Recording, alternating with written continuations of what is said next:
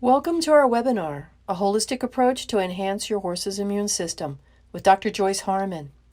Today's webinar is brought to you by Docs Hemp. Hemp with CBD that can support your horse's immune system and keep him or her calm and relaxed.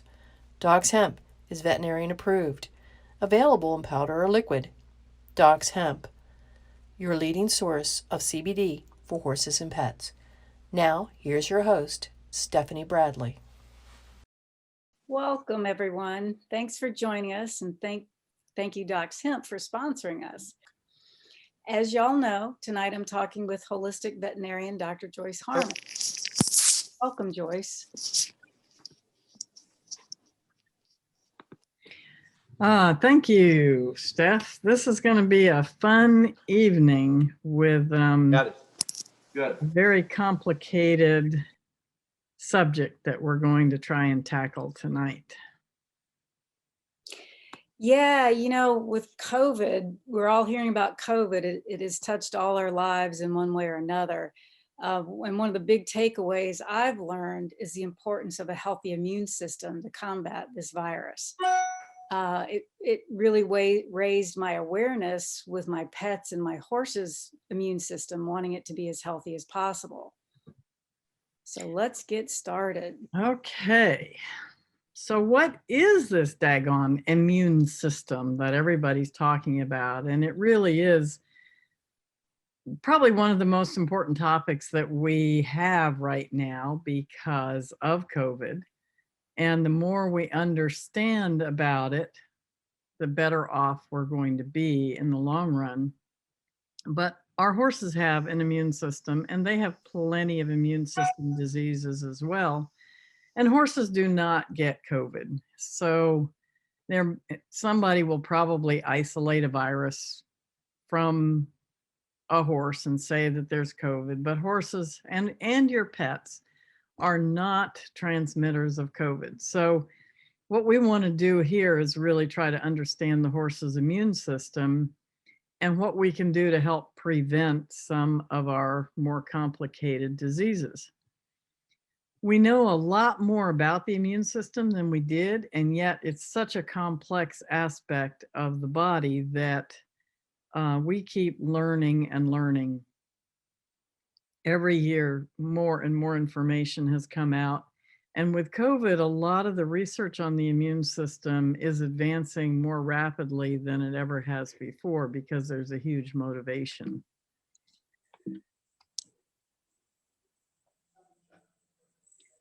So what is this immune system? It's really the thing that is behind our body's protection from the rest of the world. So I kind of picked this picture because it's that glow that's around the horse that's like our immune system just cradling our body, taking care of us, protecting us from all this crazy bugs that are all over the world, all kinds of pathogens.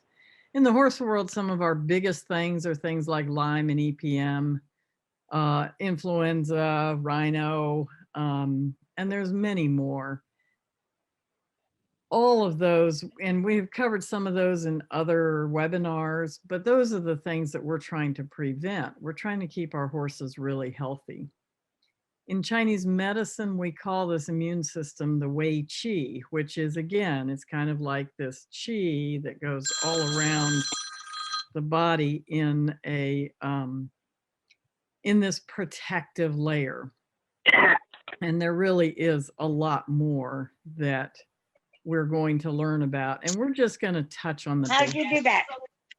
of how this all works, because each aspect of the immune system is something that we could do an entire webinar on. Yeah, could you break it down for us? Yeah, we will try. In a very simple way, there's two basic pieces. There's the part that we're born with, the innate system, And that is our innate ability to resist infections. And it's always terrible when the host's phone goes off.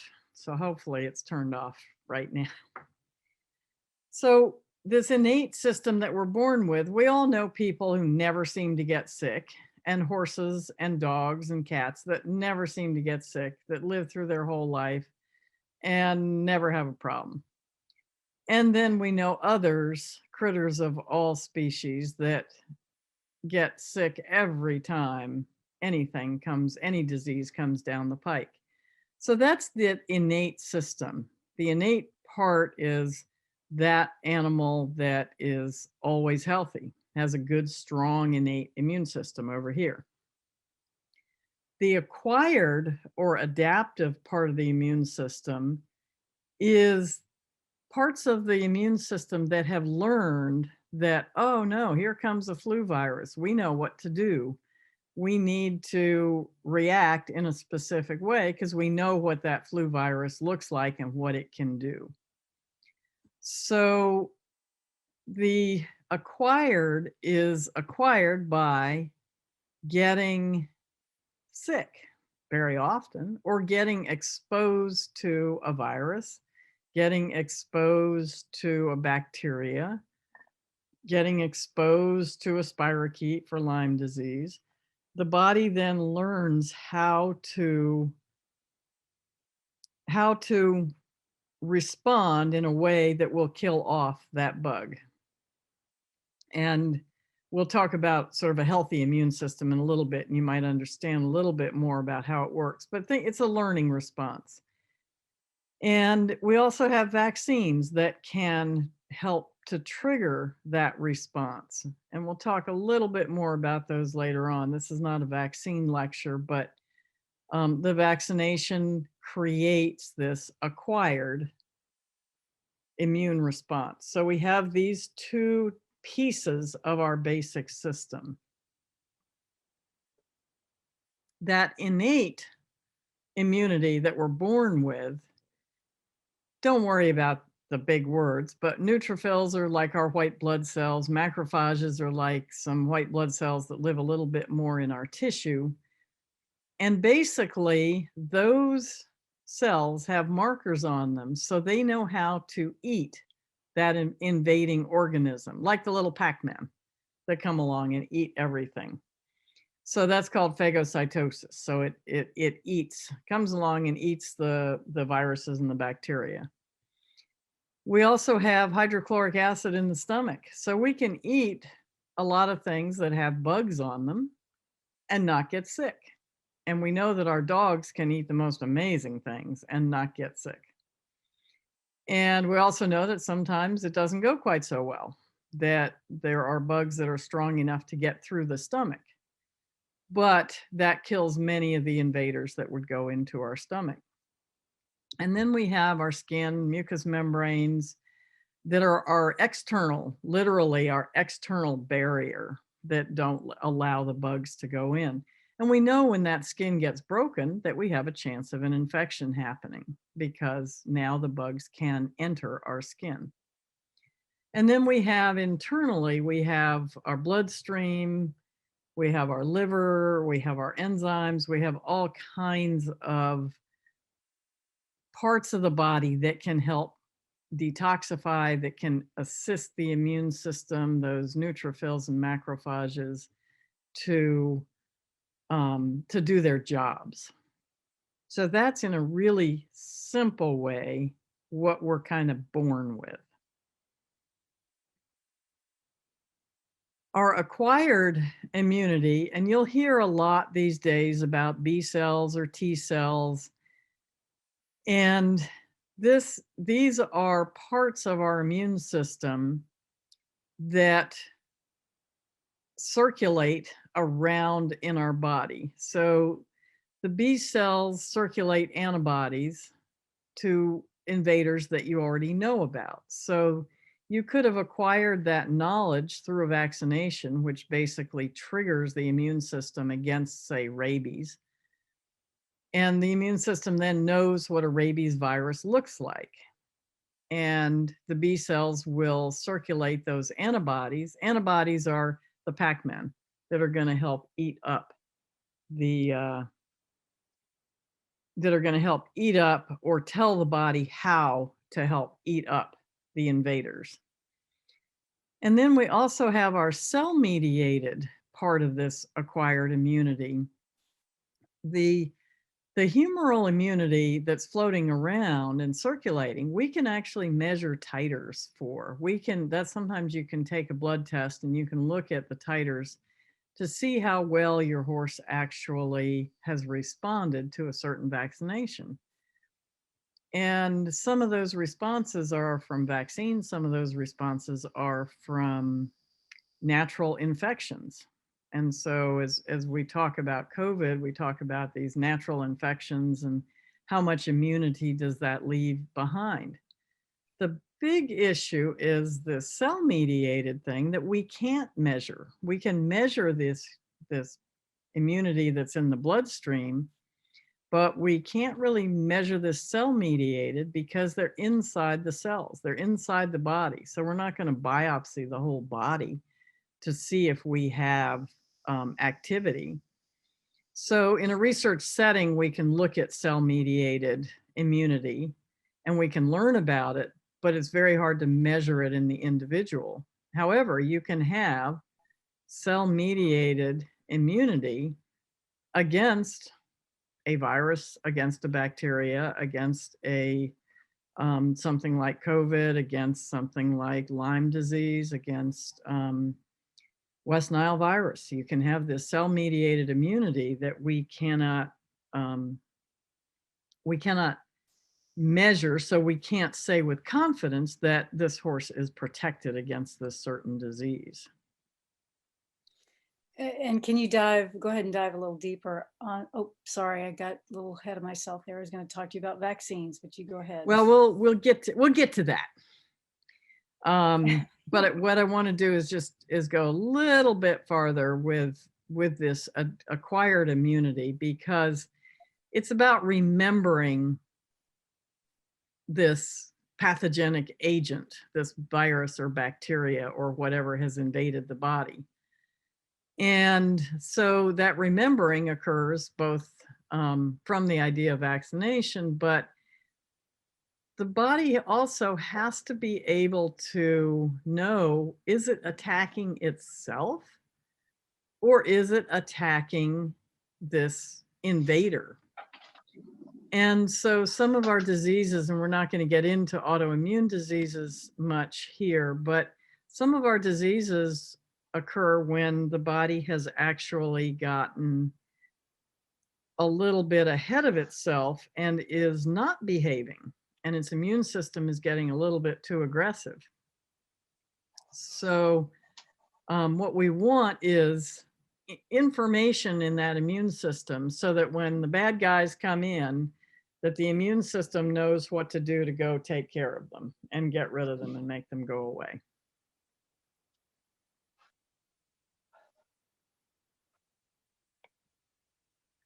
So this is your question, Steph, about vaccinations and what do they do and what role do they play? So the vaccination is going to trigger the acquired immune system. And when you give a vaccine, you actually require that there's an immune system response from the horse, from the animal. It doesn't have a choice. And certainly if they get exposed to a disease, they don't have a choice either. The disease just comes. But what we have to be a little bit careful of is that we don't keep triggering the immune system to react all the time and wear it out. We can actually overwork it. And we can cause the system to get out of balance and to overreact. And in many cases, we don't need to keep vaccinating because we keep triggering that acquired immune system, and we already have immunity against the issue that we're vaccinating for. So in many cases, 1 or 2 vaccines in the lifespan of an animal will be enough to carry them through. In other cases, they don't always have a lifetime immunity. And this is something, maybe we should do a webinar just on vaccines at some point, because that's certainly a hot topic and we're not going to be able to stay with it tonight, other than to understand now that what we're triggering is that acquired part of the immune system. We're giving it knowledge or education. Right. And I was thinking titers are a way to test to see if you do have the immunity. Yes. So we can take a blood sample that will then tell us, and I provide for veterinarians, or for clients to give to veterinarians, lists of laboratories that actually run titers, because sometimes that can be a little bit difficult to get veterinarians to do, because they don't totally understand the whole titer concept. It's sort of easier just to give the vaccine. But remember, every time we just give it, we are requiring it to work. And we don't want to overwork it, especially if we have one of those fragile innate systems that's not really strong enough. Awesome. So how do I know if my horse, what am I looking for to know if my horse has a healthy or unhealthy immune system? The idea behind it, that's a really good question, because you can say, well, yeah, what does make it? Well, he doesn't get sick, but he's got some respiratory issues, or he's got skin disease all the time, but he's not really sick. And yet that may be an indication that the immune system isn't totally healthy. So an appropriate immune response to something is very often a nice high fever. And we will see this with horses that get,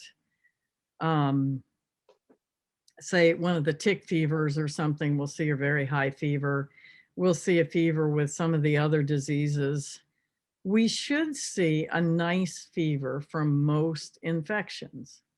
The fever is actually the body's response to its immune response to the invasion.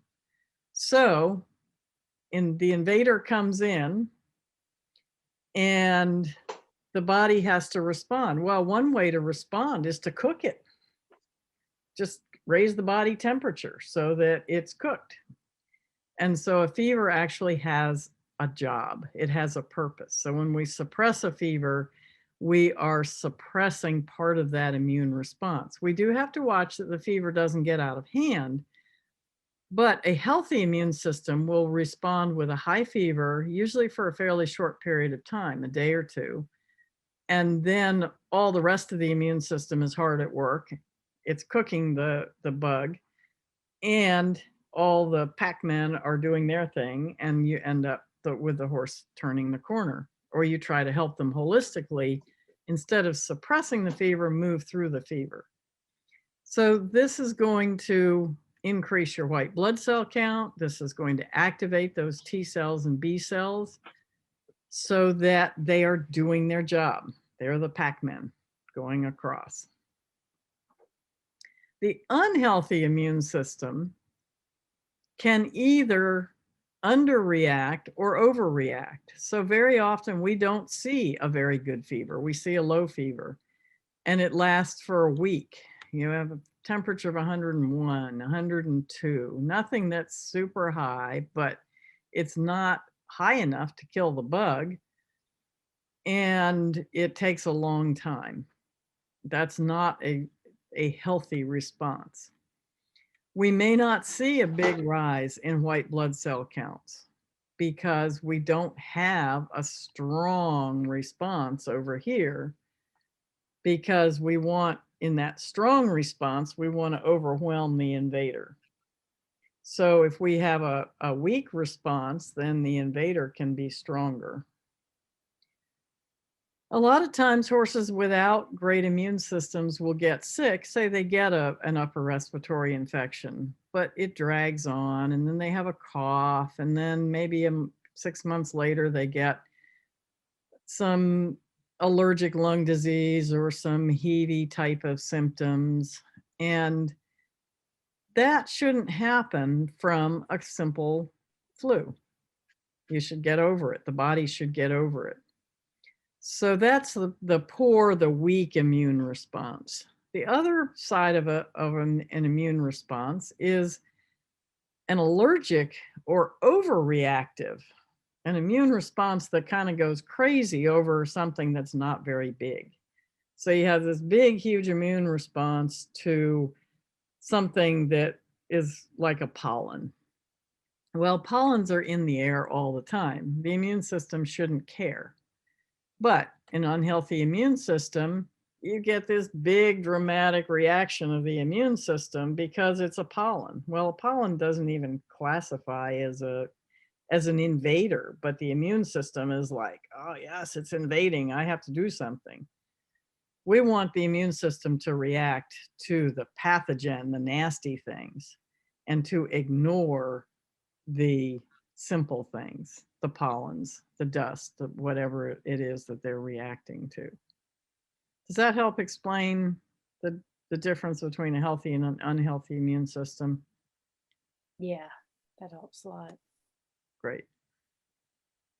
And then you were talking allergies, getting a little more in depth with those. Yeah. So that's our overreactive, sending in the army to deal with the small things. So that's what we're trying not to have happen, is just to keep things toned down and respond appropriately when we need to, with a very targeted response.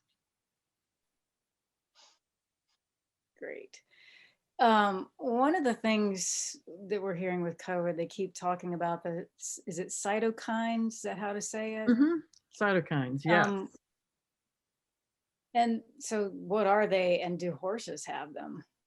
Everybody's got cytokines.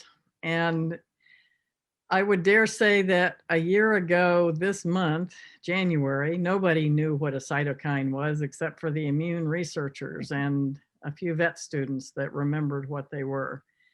And then all the allergists and people like that. Now everybody sort of knows the word cytokine, but we don't necessarily really understand it. And in truth, it's a day-long lecture to really understand cytokines, but they exist in all species.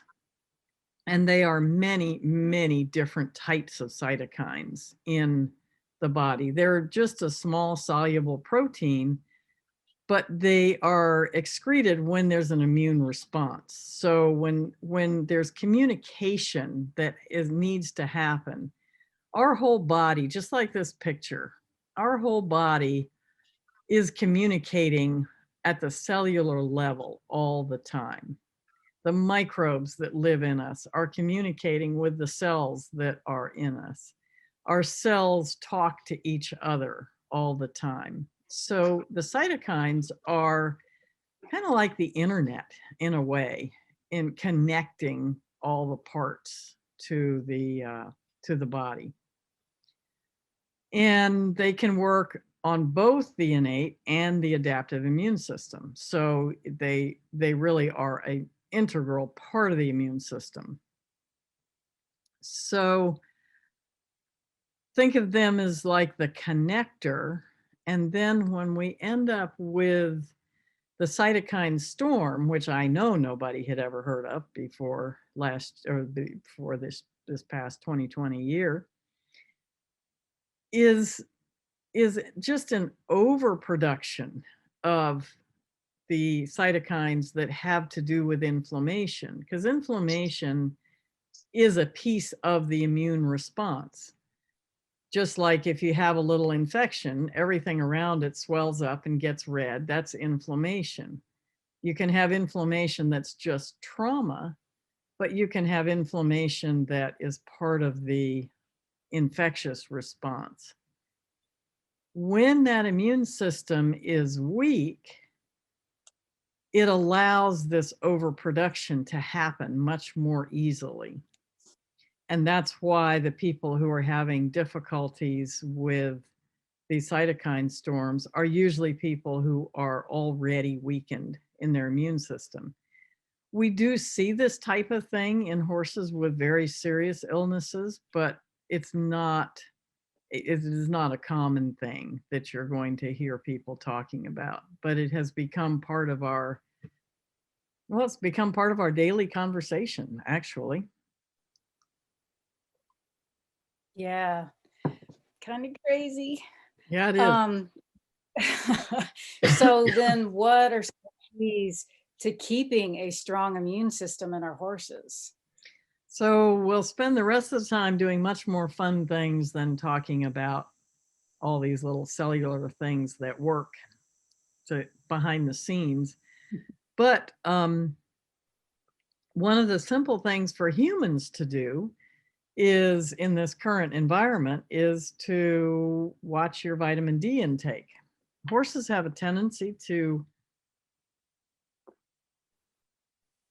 be a little bit better with their vitamin D than humans.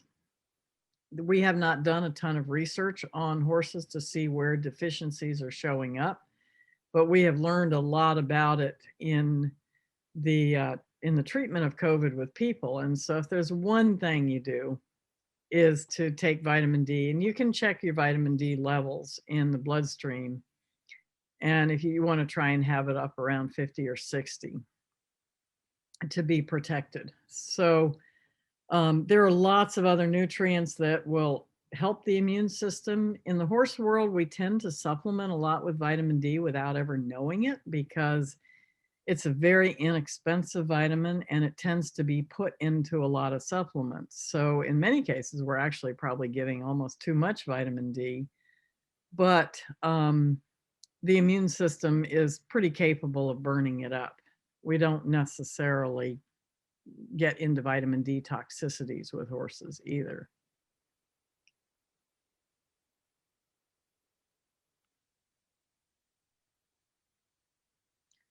So moving on to the practical aspect of the immune system that we can get a little bit easier handle on is to understand that 70% of the immune system is in your gut. Horses, dogs, cats, all mammals, 70% of our immune function is in the gut, in these little things called Peyer's patches. So we need a healthy gut. We need a healthy gut wall. You can look up the term leaky gut and learn an awful lot about it. Leaky gut applies across all species, and humans are a species, so they're included in this. Antibiotics, poor food, stress, all of those things affect the health of our, what's called these days, the microbiome. And the microbiome is all the good bugs that live in our body. And guess what? We are more microbiome than we are cells. So we really have to take care of our microbiome, and we've got 70% of it in our gut. That's what's going to protect us against invasions. We have microbiome on our skin. We have it in our ears. We have it in our eyeballs. In the gut, most of the good bugs that live there actually come from the soil and not necessarily from our supplementation.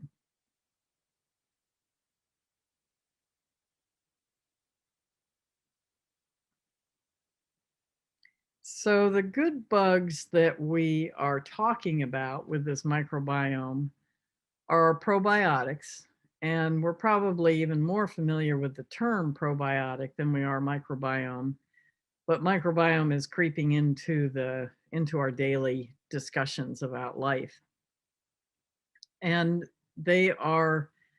probiotics are living microorganisms. They're bugs, they're bacteria, they're protozoa. There's There's 500 to 1,000 to maybe even 2,000 different species that live inside the gut. And in the horse's gut, that's even more complex than, say, humans and dogs and cats and pigs.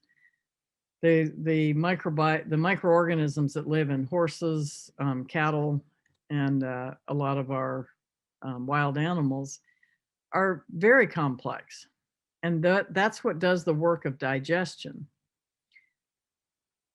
What we want to do is to help the bugs that live there naturally. And if we are feeding probiotics, we're not necessarily feeding the probiotics that are the good bugs that live there. We're feeding good bugs that support the bugs that live there. And gradually we will start to see more and more products come on the market where we are dealing with soil-based bacteria. In the meantime, one of the best ways to feed probiotics is to grow an organic garden and feed your horses directly out of the garden with the dirt still on the carrots or whatever. We also have probiotics and we have prebiotics. And prebiotics are before the probiotic. That's why they're called pre. And what they are is places for usually short chain fibers. They're places that make the bugs that live there happy. They give the bugs a place to grow. And so you'll see a lot of probiotic type of products that say they have prebiotics. And here there's an example of some of the common prebiotics, inulin, oligosaccharides, et cetera, et cetera. But you'll also see other prebiotics that are really not as healthy. They will work a little bit as a prebiotic, but they're really not as healthy as they're not healthy for the horses to be eating. They will help the bugs grow, but they are not helping to feed the health of the horse. So that treatment, how do we do this? So from a treatment perspective, we have to look at it from several aspects. Treating the immune system, since I've already told you how complicated it is, and in truth, we have not touched on how complicated it is other than to say it's complicated, because there's many, many, many types of products that can affect the immune system. And for people who are interested in treating viruses for humans, there's a new book out by a great MD who happens to be my brother's doctor, which is wonderful. And that's on the website, and you can get that, and it will help you navigate natural treatments for viruses for people. Many of the things that are in there are very simple and practical and can apply to horses as well. So we're dealing with the immune system. We're really dealing across species, including things like mice and chipmunks and pocket pets and everything in between, because we all have an immune system. So there isn't one therapy that will fix everything. But what we want to do is try and regulate, support that immune system so that we're not overstimulating it. And so I have 4 horses. How do I figure out, what do I go for first? Like if I want to help all 4 of them at the same time, we're talking about individual treatments, but what can I do to help all my 4 guys at the same time, help them maintain and try to afford it? Because there's a lot of stuff out there. Like yes, immune system treatments actually can sometimes be some of the most expensive things that you can give horses, but there are some great simple things that you can do. And then you individualize the complicated horse, the horse that really has all kinds of issues. That for those you really have to go a little bit farther, but we'll go through some good basics that everybody can do to make sure your horse's immune system is healthy. And the first one, remember I said 70% of the immune system is in the gut. We have to fix the gut. So our probiotics and our prebiotics, I've got a section on the website that is the immune system. I've got a section on the digestive tract. And you can see what will support gut health. There are yeasts, which are also probiotics. And some of those can be very helpful. And it depends sometimes on the individual horse. If you are feeding any one of these products for a period of time, say a month to 2 months, and you're not seeing an improvement in their overall health, then that may not be the exact right type of probiotic or of any supplement that you feed. Glutamine is one thing that is very simple. If you know you have an immune system issue or you have a horse that's had a lot of gut issues that's not been eating well, glutamine is an amino acid. It's cheap, it's easy to get. Many of the health food stores have it. And you feed a fair bit of it, but it doesn't taste bad either. You can give it to horses that aren't eating, even with a syringe it in their mouth. But you can really feed the cells, the enterocytes that line the gut, and really help heal the gut. So that's a simple thing. You do that and some probiotics, you're going to go a long ways towards healing that gut. Colostrum coming from grass-fed cows is another immune system support type of product. And then we've got plenty of herbs, Western herbs, Chinese herbs, and we'll touch a little bit on those. But to really address your question, Steph, on, how can I navigate this and how can I afford to do things for my horses? Vitamin C, good old-fashioned vitamin C, is cheap, and horses don't require the expensive buffered vitamin C, which is really nice. I have seen, maybe in my 30 some odd years of being in practice, only a handful of horses that got a little bit of a gut irritation from vitamin C, from regular ascorbic acid.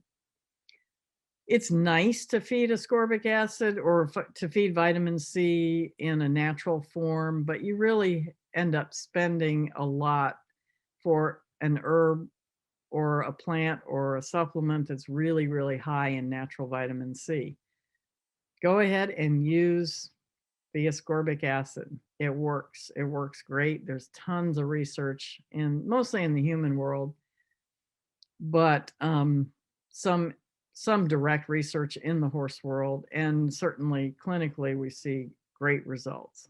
So vitamin C, you can feed 4 grams a day, 5 grams a day as a baseline. If you're having a problem or you're going to be shipping across the country, we know that stress burns up vitamin C in all species, humans and in horses. There's even been research to show that. So vitamin C, if you need to do one thing to help your horse's immune system, vitamin C is the way to go. Vitamin E is another key ingredient for supporting the immune system. And we see a lot of vitamin E deficiencies in horses that don't get out on fresh pasture. So the whole northern half of the country that has winter and no fresh green grass often is deficient in vitamin E, and horses that are kept in stalls or small paddocks or are insulin resistant ones that can't be turned out on grass are often deficient in vitamin E. And you can do a blood test to see your vitamin E levels if you need to, but feeding vitamin E is very safe. Lipoic acid is one of the more expensive gut supplements, and so may not be on the top of your list unless you have a horse that has a particular problem. Zinc is a nutrient that has been talked about in the literature or in the news, actually, everywhere. And zinc is a big mineral support for gut health, for immune system health. Then, to begin your gut restoration simply, slippery elm is an herb that lots of people know about. I prefer to use marshmallow, which will do the same thing. Slippery elm is an endangered herb in many places, so that's why marshmallow is easy to grow and is not endangered at all. And we've got formulas that will have herbs like peppermint, meadowsweet, milk thistle seed, licorice root, gotu kola. And you can make these formulas up yourself, or you can acquire a few of these herbs yourself and feed them without harming anything. It's often better to use formulas that herbalists have put together because they will put together a formula that makes a lot of sense from an herbal perspective, but it is certainly possible to go out and get some of these individual herbs. Ginkgo is an herb we tend to think of for the brain, but it also can work very well in the gut. We'll spend a little bit of time on vitamin C, but I think I said most of this already. In humans, if you get to what we call gut tolerance, you get a little bit of diarrhea from your vitamin C. In a horse, it's very hard to get to that diarrhea stage, even using the regular vitamin C. You could go as high as 10 to 20 grams if you need to for short-term therapy, if they're going through a viral infection or some other type of illness. But usually 4 to 6 grams will take care of you. It's your vitamin E. You can get you want to always use with vitamin E your natural source, which is your tocopherols and tocotrienols.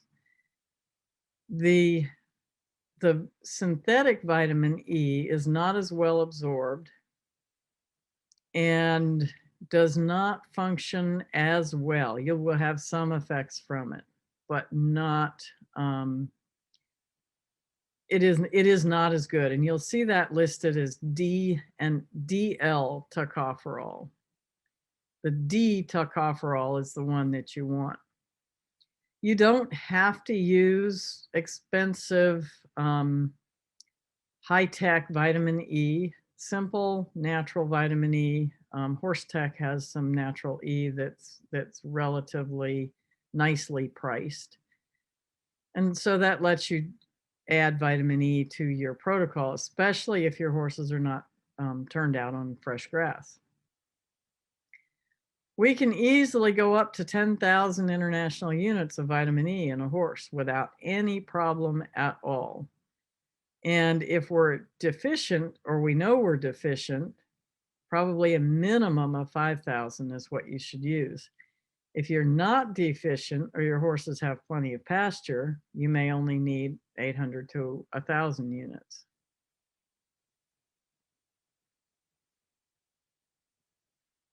So here's another good, inexpensive, but really, really effective source of immune support is your essential fatty acids. So we know from the whole COVID thing that overweight people seem to have reduced immune function. Horses may also. We know that our horses with Cushing's disease have reduced immune function. And some of our horses with insulin resistance seem to have some reduced immune function, though it's not nearly as clear or as much as the horses with Cushing's. But the essential fatty acids actually will work on the weight issue as well as the immune system issue. So you can use flax or hemp or chia seeds. I forgot to put those on here. So flax, hemp, and chia seeds are all valid sources of essential fatty acids. The least expensive is flax, and you can feed whole flax. You don't have to grind them, but you can. If your horses have bad teeth, you definitely want to grind them. If not, let the horses do the grinding, because if you grind your flax seeds, you have to feed them and clean the grinder right away because they start to oxidize. So if their teeth do the work, you don't have to worry about that. And you can get a big bag of flax for very inexpensively, and it will stay nice and stable. Once it's been stabilized, once it's been ground, there are some companies that sell it as a naturally stabilized source, and you want to be using a naturally stabilized seed if you grind it. So that's a nice, inexpensive source that everybody can use. You start to buy hemp for everybody, and you start to buy chia seeds for everybody for your whole group of 4. And that can begin to add up a bit more. But when you have a big group, go ahead and use your flax. You're still going to have great essential fatty acids. Great. For the minerals, is our soil good enough that they can get it from the field, or is that something I would probably need to supplement with? Yeah, minerals are actually one of the most deficient things in the horse world, probably in all the world, because the grains and the hays are mostly grown in mineral deficient soil. So minerals, we could do a whole talk on minerals. The minerals act as coenzymes to many, many, many different pathways in the body. Part of the immune system, part of the digestive tract, part of the liver, part of the detox system. They're so important. I very often will use a free choice mineral. I use Rush Creek mineral as a free choice and let horses pick how much they want to eat.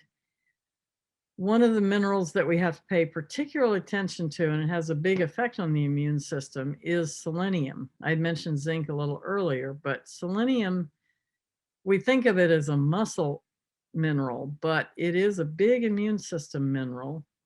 And if we can get it in a citrate form or a picolinate form, then it will be better absorbed. Much of the time you won't see it in that format, and that's okay too. The horses will still get some. Much of the country is deficient in selenium, but there are places out west where it's actually toxic in selenium, so you don't want to add it out there. If you live in those places, you probably know that. Zinc is our other big mineral that we hear a lot about, and it actually seems to inhibit the growth of some of the viruses. And it's also, I think, very important in eye diseases. And there, the dosing is usually 100 to 200 milligrams. Now we start talking about money. This is where life starts to get a little bit more expensive, is we get into the beta glucans and the mushrooms.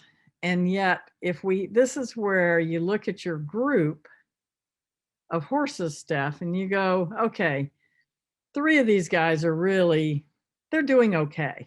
But this one over here, we're having a lot more issues with. So this is where you go ahead and spend some money. Mushrooms, there is so much research on mushrooms of all different types. And the mushrooms affect most body systems in a positive way. And there are mushrooms that are more specialized for the central nervous system, mushrooms that are more specialized for the innate immune system, mushrooms that will go after tumors. a lot of times, if we're just looking for general immune system support, a combination like this is a really neat company, The Real Mushrooms. They've got a really interesting website that you can read about mushrooms, but you use a combination kind of formula and you're going to get really good immune system support. And then you just adapt. If you have a very specialized issue, you look for immune system mushrooms for that issue, and we can't get into all of that here. The interesting thing is we look at this 1,000-pound horse and we think we have to give 10 times the dose. We really only need 2 to 4 times as a maximum, 2, sometimes 3 times the human dose.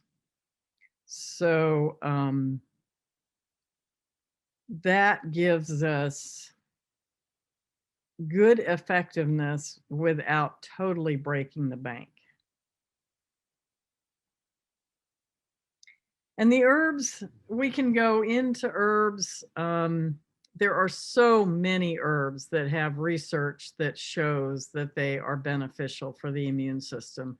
We have our Echinacea, and Hilton Herb has a lovely Echinacea formula that's on the website that is great for respiratory diseases and for lots of general immune system support. Echinacea is a very powerful herb, and it doesn't overstimulate. Some people have said that it overstimulates, but it does not. Turmeric, we hear lots about. Astragalus, we will probably get into more details of herbs and what they can do in future webinars, because they're complex, but they are incredibly powerful. So as we've kind of talked about, there's lots of things that we can do. I hope we've tried to simplify it enough so that you at least have a starting point to keep your horse's immune system healthy. And realize that you don't have to give them absolutely everything under the sun. And each company is going to say, oh, well, you've got to give them this and you got to give them that, and you have to give them everything else. And the reality is that we want immune system support only at the level the horses need it, because they do own the innate immune system and the acquired immune system. So all we want to do is support that, unless we have a big problem. Great. And actually, we have a couple of questions. Karen P.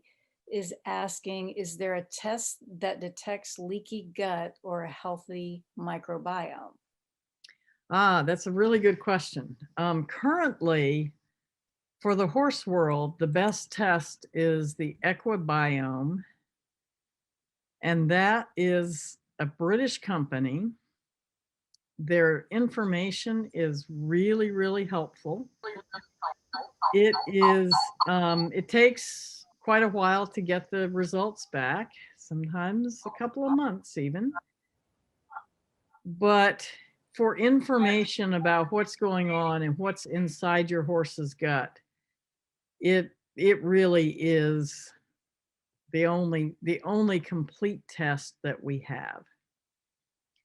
And if you're patient and the products that they recommend are of course not sold over here, but we can adapt from their information what we can do to help.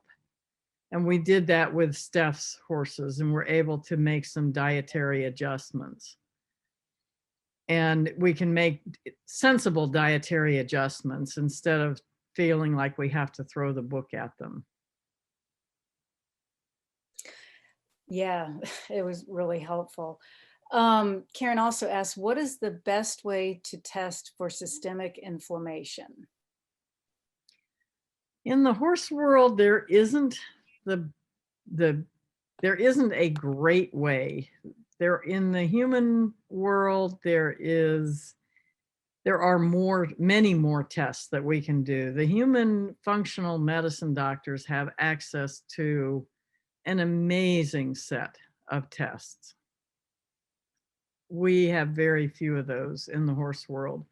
So what we end up doing is working with a Chinese trained vet or homeopathically trained vet, or holistic approach vet, so that we can look at the whole animal, look at things like the color of their tongue, feel their pulses if you're Chinese trained, look at the history of what's going on from a homeopathic perspective, from a holistic perspective, and then we can proceed to treat based on that information in a holistic way and support that level of inflammation without having to have the exact diagnosis. And what we're really actually relying on is the research that's been done for people that look at, say, something like hemp and CBD or turmeric, and look at the anti-inflammatory or the ability of those types of herbs to reduce inflammation in the horse world.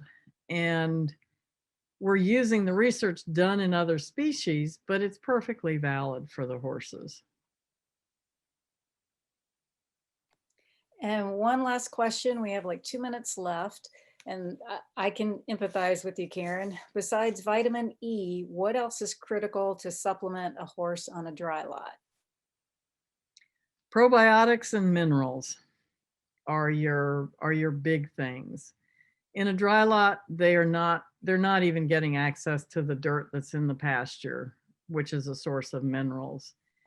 And we know that horses that are confined to dry lots most of the time have a few other issues. Parts of the country, though, actually only have dry lots. And so there is no access to fresh green grass, especially in many of the places out west. So they are not getting natural probiotics out of the soil. And so that would be the good solid base, is minerals and probiotics. And then your vitamin E on top of that. Wonderful. Regina's asking, what is the title of the book from your brother's doctor, real quickly? The treatment of, let's see if I can, nope, not that one. Holistic Approach to the Treatment of Viruses. I just put it up on the website last night. It was just published a short time ago. And he's a really highly educated, very cool person. Functional medicine. He's written many functional medicine books. There's probably, I don't know, 10 or 15 of them over the years. So this is just his latest contribution. And it's easy to read. There's case reports. Very, very useful book. Awesome. Well, thank you everyone for joining us, and Joyce for your expertise. And I want to thank Docs Hemp again for sponsoring us. And so thank you, Joyce. Thank you, Steph. And I think we've had some hope. We've had some fun here, though. The immune system is a little bit more of a slog than true fun, but this will allow your horses to be healthy, and they can have fun, and then you can have fun. Yeah, and everybody, y'all stay healthy and safe, and we hope you'll join us next month for another webinar with Dr. Joyce Harman.